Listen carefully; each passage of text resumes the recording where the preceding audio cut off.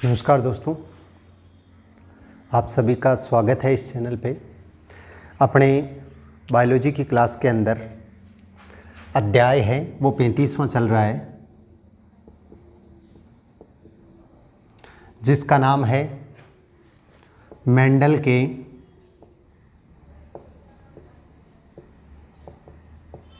आनुवंशिकता के नियम, और इसका ये पार्ट है थर्ड, तीसरी क्लास है ये इस चैप्टर की। इससे पहले जो पहली क्लास थी उसके अंदर हम कुछ परिभाषाएं पढ़ी थी। दूसरी क्लास के अंदर हमने मेंडल का सामान्य जीवन परिचय, सफलता के कारण और मटर को क्यों चुना, ये पढ़ा था। आज तीसरी क्लास है जिसके अंदर हम पढ़ेंगे कि मेंडल के प्रयोग, मेंडल के प्रयोग और उन प्रयोगों के आधार पर किस प्रकार से मेंडल ने नियम दिए, उन नियमों के बारे में भी हम आज की क्लास के अंदर अध्ययन करेंगे। तो मेंडल ने कितने प्रयोग दिए थे? मेंडल ने 2 प्रयोग दिए। कितने प्रयोग दिए? 2 प्रयोग। कौन कौन से प्रयोग दिए थे? पहला तो कौन सा था? एकल संकर संकरण।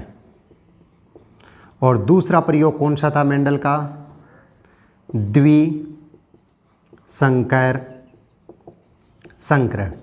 देखो, मेंडल का पहला प्रयोग कौन सा था? एकल संकर संकरण। दूसरा था द्विसंकर संकरण। संकरण क्या होता है और संकर क्या होता है, ये मैंने पहले भी आप लोगों को बताया है कि संकरण और संकर। संकरण किसको बोलेंगे कि दो जनकों के मध्य जब क्रॉस करवाया जाता है तो उस विधि को हम क्या बोलते हैं? संकरण बोलते हैं। ठीक है, संकरण हम किसको बोलते हैं? 2 जीवों के मध्य जब क्रॉस करवाया जाता है, 2 जीवों के मध्य जब क्रॉस करवाया जाता है तो उस विधि को हम क्या बोलते हैं? संकरण बोलते हैं। और उस विधि से उत्पन्न संतति को क्या बोलते हैं? हम संकर बोलते हैं। ठीक है, 2 जीवों के मध्य क्रॉस करवाने की विधि को हम क्या बोलते हैं? संकरण बोलते हैं। ठीक है, और उससे उत्पन्न संतति को हम क्या बोलते हैं? संकर बोलते हैं। ठीक है, उत्पन्न संतति को हम क्या बोलते हैं? संकर बोलते हैं। तो ये तो हो गया संकरण और संकर। संकरण किसको बोलेंगे? 2 जीवों के मध्य क्रॉस करवाने की विधि को तो हम बोलेंगे संकरण, और उत्पन्न संतति को हम क्या बोलेंगे? संकर बोलेंगे। अब देखो, एकल संकर संकरण किसको बोलेंगे? एक जोड़ी युग्म विकल्पियों के मध्य किया गया क्रॉस एकल संकर संकरण कहलाता है। ये परिभाषा मैंने बताई भी थी, दोबारा बता रहा हूँ कि एक जोड़ी युग्म विकल्पियों, एकल संकर संकरण किसको बोलेंगे हम? एक जोड़ी युग्म विकल्पियों, मतलब जैसे बड़ा टी और बड़ा टी, ये एक जोड़ी हो गया और ये एक जोड़ी हो गया। ठीक है, तो इसको तो हम क्या बोलेंगे? एकल संकर संकरण। एकल संकर संकरण किसको बोलेंगे? एक जोड़ी युग्म विकल्पियों के मध्य किया गया क्रॉस या संकरण एकल संकर संकरण कहलाता है। द्विसंकर संकरण, द्विसंकर संकरण में क्या होगा? जैसे ये 2 जोड़ी बन गए, ये 2 जोड़ी हो गए, ये 2 जोड़ी हो गए। ठीक है, तो जब 2 जोड़ी युग्म विकल्पियों के मध्य क्रॉस करवाया जाएगा तो उसको हम क्या बोलेंगे? द्विसंकर संकरण बोलेंगे। तो समझ में आ गया होगा। एकल संकर संकरण किसको बोलेंगे? एक जोड़ी युग्म विकल्पियों के मध्य किया गया क्रॉस या संकरण क्या कहलाता है? एकल संकर संकरण कहलाता है। और द्विसंकर संकरण किसको बोलेंगे? 2 जोड़ी युग्म विकल्पियों के मध्य किया गया क्रॉस या संकरण क्या कहलाता है? द्विसंकर संकरण कहलाता है। तो ये तो हो गई इनकी परिभाषा। अब हम सबसे पहले क्या पढ़ेंगे? एकल संकर संकरण का प्रयोग। पहले कौन सा पढ़ेंगे? एकल संकर संकरण का प्रयोग। परिभाषा अच्छी तरह से समझ में आ गई होगी, आगे दोबारा नहीं बताऊंगा मैं कि एकल संकर संकरण क्या होता है।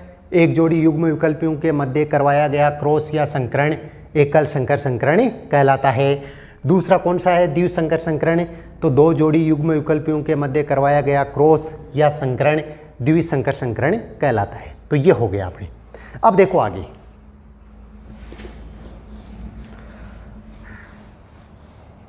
हम स्टार्ट करते हैं। सबसे पहला प्रयोग अपना एकल संकर संकरण। सबसे पहला प्रयोग हम स्टार्ट करते हैं जिसका नाम है एकल संकर संकरण। एकल संकर संकरण। तो एकल संकर संकरण किसको बोलेंगे? एक जोड़ी युग्म विकल्पियों के मध्य किया गया क्रॉस या संकरण एकल संकर संकरण कहलाता है। ठीक है, एकल संकर संकरण किसको बोलेंगे? एक जोड़ी युग्म विकल्पियों के मध्य किया गया क्रॉस या संकरण क्या कहलाता है? एकल संकर संकरण। कैसे? इसके लिए मेंडल ने क्या किया, मटर के पादप को चुना। मटर के जो लंबे पादप थे और दूसरे कौन से थे? बौने पादप। तो एक तो क्या थे? शुद्ध लंबे। ध्यान से समझना भाई, शुद्ध लंबे। तो शुद्ध लंबे थे उसको तो किससे लिखा? बड़े टी से लिख दिया। जो पादप शुद्ध लंबे थे उसको किससे लिखा? बड़े टी से लिख दिया। एक कौन से थे? शुद्ध बौने। शुद्ध बौने थे उसको किससे लिख दिया? छोटे टी से लिख दिया। ये इनका चिन्ह था। मेंडल ने क्या लिया? एक पौधे तो लिए लंबे, दूसरे कौन से लिए? बौने। दो प्रकार के पौधे लिए, एक लंबा और एक बौना।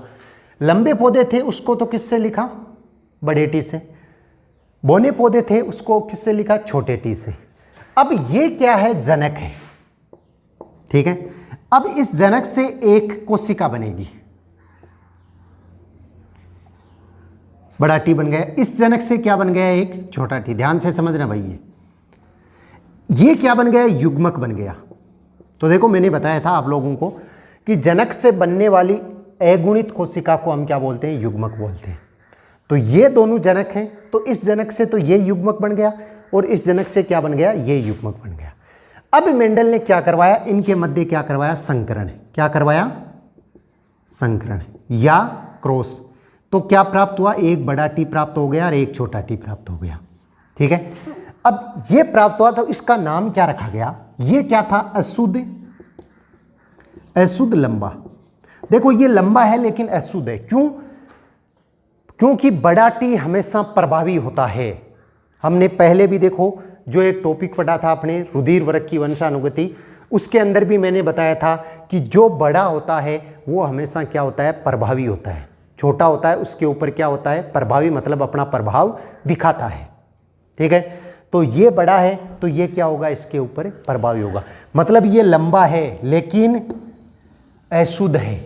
लंबा है लेकिन अशुद्ध है। क्यों? क्योंकि जब दोनों बड़े टी होते तब तो क्या होता? शुद्ध होता। या दोनों छोटे टी होते तब क्या होता? शुद्ध होता। लेकिन एक बड़ा टी और एक छोटा टी है, इसका मतलब क्या हुआ कि ये किस प्रकार का है? अशुद्ध है। ठीक है, तो इसका नाम क्या हुआ? अशुद्ध लंबा।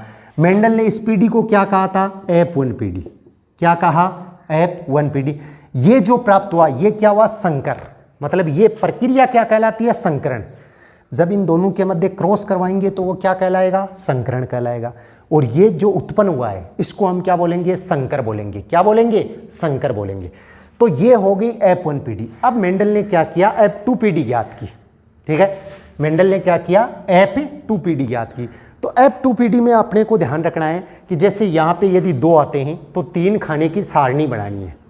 डब्बे, खाने का मतलब डब्बे। अगर 3 आते हैं तो 4 खाने की, 4 डब्बों की बनानी है। 4 आते हैं तो 5 डब्बों की बनानी है। यहाँ पे कितने? 2 है तो 3 खाने की सारणी बना दो। ये 3 डब्बे बना दो दोनों तरफ। ये बना लिया हमने। ठीक है, अब देखो यहाँ पे ये युग्मक दर्शाएंगे हम, इधर और इधर। इधर भी युग्मक दर्शाएंगे और इधर भी क्या दर्शाएंगे? युग्मक दर्शाएंगे। कहने का मतलब जो हमें F1 पीढ़ी में प्राप्त हुआ है, जो हमें F1 पीढ़ी में प्राप्त हुआ है उनके मध्य वापिस क्या करवाएंगे? हम क्रॉस करवाएंगे। उनके मध्य वापिस क्या करवाएंगे? क्रॉस या संकरण करवाएंगे। तो देखो हमें F1 पीढ़ी में क्या प्राप्त हुआ है? अशुद्ध लंबा। एक बड़ा टी है और एक छोटा टी है। ठीक है, तो यहाँ पे लिख लिया हमने बड़ा टी और यहाँ लिख लिया छोटा टी। ध्यान से समझना भाई, यहाँ पे हमने लिख लिया बड़ा टी और यहाँ लिख लिया छोटा टी। इसी प्रकार इधर बड़ा टी लिख दिया और छोटा टी। ये ध्यान रखना है कि इधर पहले बड़ा टी लिखा है तो इधर भी बड़ा टी ही लिखना है। इधर छोटा टी लिखा है तो यहाँ पे भी क्या लिखना है? छोटा टी ही लिखना है। ये नहीं कि इसको आप चेंज कर रहे हो, ये अपने चेंज नहीं करना है। यदि इधर बड़ा टी लिखा है तो इधर भी क्या लिखना है? बड़ा टी ही लिखना है। इधर छोटा टी लिखा है तो इधर भी क्या लिखना है? छोटा टी ही लिखना है। अब क्या करना है? इनका क्रॉस करवाना है। सबसे पहले देखो इस एक को लो और इन दोनों के साथ में गुणा करो। ध्यान से समझना भाई, देखो ये बड़ा टी और ये बड़ा टी, तो ये कितने हो गए? 2 बड़े टी हो गए। इसको इसके साथ में करेंगे तो क्या हुआ? एक बड़ा टी और एक छोटा टी हो गया। समझ में आ गया होगा। अब देखो ये और ये, तो ये क्या हो गया, बड़ा टी और छोटा टी हो गया। ये और ये क्या हो गया, छोटा टी छोटा टी। ठीक है, ये पीढ़ी क्या कहलाती है, F2 पीढ़ी या द्वितीय पीढ़ी। ये तो F1 पीढ़ी प्रथम पीढ़ी हो गई, ये कौन सी हो गई, F2 पीढ़ी मतलब द्वितीय पीढ़ी हो गई। अब देखो F2 पीढ़ी में हमें ये इतना प्राप्त हुआ है, कितना प्राप्त हुआ है, ये इतना, ये 4 प्राप्त हुए हैं। कौन से हुए प्राप्त, ये 4। इसका नाम क्या है, शुद्ध लंबा। दोनों बड़े हैं, शुद्ध लंबा है। ये क्या है, एक बड़ा टी और एक छोटा टी है, तो नाम क्या है, शुद्ध लंबा। ये भी अशुद्ध लंबा है, और ये क्या है, शुद्ध बोना, क्योंकि दोनों छोटे टी हैं। अब हम क्या ज्ञात करेंगे, इनके अनुपात ज्ञात करेंगे। तो पहले हम इसका ज्ञात करेंगे, लक्षण पररूपी अनुपात। लक्षण पररूपी अनुपात मतलब कितने लंबे और कितने बोने, तो लंबे अनुपात बोने। तो ये 4 है, इन 4 में से लंबे कितने हैं, देखो, शुद्ध लंबा, अशुद्ध लंबा, लेकिन है तो लंबाई, अशुद्ध लंबा, और शुद्ध बोना, मतलब 1 2 3, 3 तो क्या है, लंबे हैं, और 1 क्या है, बोना है। तो ये क्या आ गया, 3:1 आ गया। समझ में आ गया होगा, क्या आ गया, 3:1 आ गया। इसी प्रकार इसका क्या आएगा, जीन पररूपी अनुपात। तो जीन पररूपी अनुपात मतलब इसकी आंतरिक संरचना के रूप में, जैसे बड़ा टी, नाम क्या है इसका, शुद्ध लंबा, अनुपात बड़ा टी छोटा टी, नाम क्या है, अशुद्ध लंबा, अनुपात छोटा टी शुद्ध लंबा। ये नाम आप लोग लिखते रहना। बड़ा टी क्या है, शुद्ध लंबा, बड़ा टी छोटा टी क्या है, अशुद्ध लंबा, और छोटा टी क्या है, शुद्ध बोना। तो देखो इसमें शुद्ध लंबे कितने, 1 है, अनुपात ये 2 क्या है, अशुद्ध लंबे हैं, और 1 क्या है, शुद्ध बोना है। तो ये क्या प्राप्त हो गया हमें, जीन पररूपी अनुपात। तो समझ में आ गया होगा। दोबारा समझना, एकल संकर संकरण में देखो, ये शुद्ध लंबे और शुद्ध बोने, इसका युग्मक ये बन गया, इसका ये बन गया। F1 पीढ़ी में क्या प्राप्त हुआ, अशुद्ध लंबा प्राप्त हुआ। इनके मध्य संकरण करवाया तो लक्षण पररूपी अनुपात 3:1 आता है, और जीन पररूपी अनुपात क्या आता है, 1:2:1 आता है। अब हमें क्या करना है कि इसका वर्णन कैसे करना है। तो देखो सबसे पहले तो हेडिंग लगाना है, एकल संकर संकरण। सबसे पहले तो मेंडल के प्रयोग, मेंडल ने 2 प्रयोग दिए, एकल संकर संकरण, द्विसंकर संकरण। पहले 1 नंबर हेडिंग लगाओ, एकल संकर संकरण। इसकी परिभाषा लिखो कि एक जोड़ी युग्म विकल्पियों के मध्य किया गया क्रॉस या संकरण एकल संकर संकरण कहलाता है। ठीक है, उसके बाद में वर्णन कैसे लिखना है कि मेंडल ने शुद्ध लंबे, कोष्टक में लिखना बड़ा टी तथा शुद्ध बोने छोटा टी प्रकार के पौधे लिए, उनके मध्य क्रॉस करवाया तो F1 पीढ़ी में सभी पौधे अशुद्ध लंबे प्राप्त हुए। ठीक है, तथा F2 पीढ़ी में लक्षण पररूपी अनुपात 3:1 प्राप्त हुआ, तथा जीन पररूपी अनुपात 1:2:1 प्राप्त हुआ। तो ये तो करना है इसका वर्णन। अब देखो इसके आधार पर मेंडल ने 2 नियम दिए थे। एक तो दिया था प्रभाविता का नियम, तो इस F1 पीढ़ी थी, इसके आधार पर तो कौन सा दिया था, प्रभाविता का नियम दिया था। और इस F2 पीढ़ी के आधार पर कौन सा नियम दिया था, पृथक्करण का नियम। यहाँ पे तो दिया था प्रभाविता का नियम, और यहाँ पे कौन सा दिया था, पृथक्करण का नियम। मेंडल ने ये 2 नियम दिए थे, प्रभाविता का नियम और पृथक्करण का नियम। ठीक है, ये क्या थे, मेंडल के 2 नियम। ये नियम हम बाद में पढ़ेंगे, इन नियमों को हम विस्तार से पढ़ेंगे। तो ये मेंडल का पहला प्रयोग था, वो कंप्लीट हो चुका है। आप लोगों के अच्छी तरह से ये प्रयोग है वो समझ में भी आ गया होगा। अगर इसके अंदर कुछ नहीं समझ में आया है तो आप लोग पूछ सकते हो। आगे की क्लास में हम द्विसंकर संकरण है उसके बारे में पढ़ेंगे। धन्यवाद।